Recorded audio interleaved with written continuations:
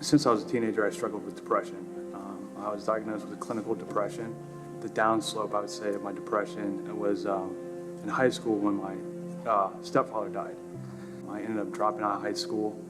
I was partying and drinking a lot. I'm sitting there at 25, 26, and just really feeling like a failure in life and not really having anything to be proud of. And the one thing I had, and was always my dream, and I wasn't willing to let go, was my wanting to be a full-time firefighter.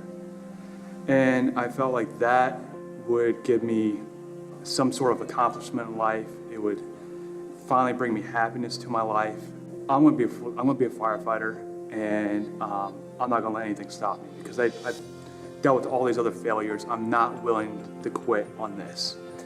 And so at first I was like, you know what, if I can just get on as a volunteer, I'll be happy. I'll finally be happy, and I'll feel fulfilled in my life.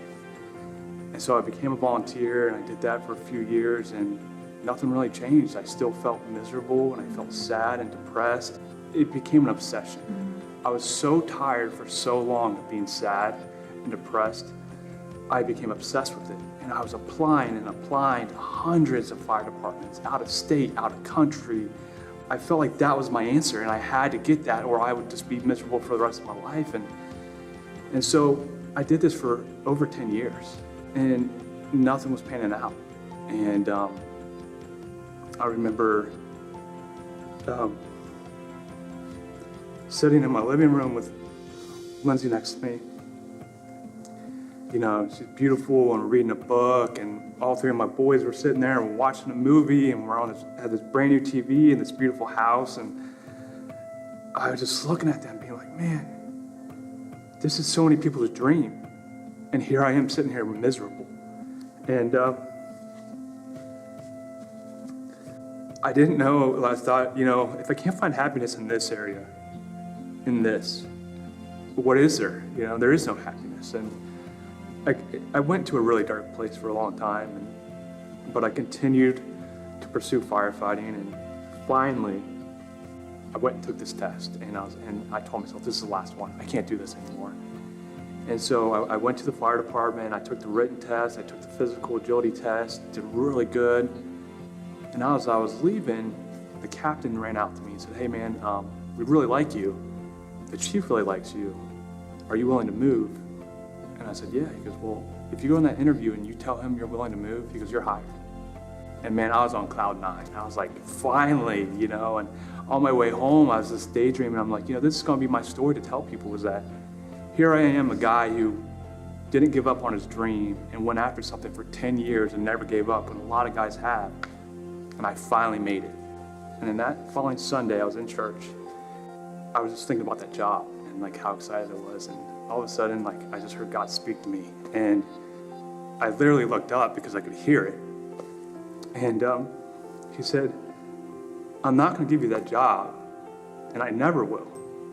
Because for the last 10 years, you've been trying to find happiness in your career and everything else. And I'm the only true way to happiness. And so I'm never gonna give it to you. You gotta trust in me, and I'm gonna show you. And I was just like, wow, I've never experienced anything like that in my life.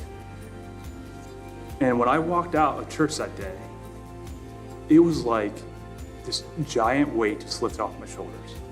And the chains were broken from my depression. And I just felt, for once, happy. So, I realized that my story wasn't this firefighter who worked at something for 10 years and finally made it. It's about a guy chased after his career for happiness for 10 years. And the only true way to happiness is through Christ.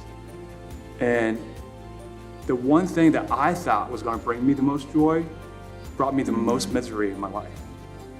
Choosing to follow God's path in my life has been the biggest blessing, and it's been amazing. It's been an amazing ride since, and I constantly pray and ask God's guidance in my life. And it's been something where it's been so freeing, knowing that you have God there guiding you, and you don't have to always make those decisions. And so yeah, that's my story, really. I don't know.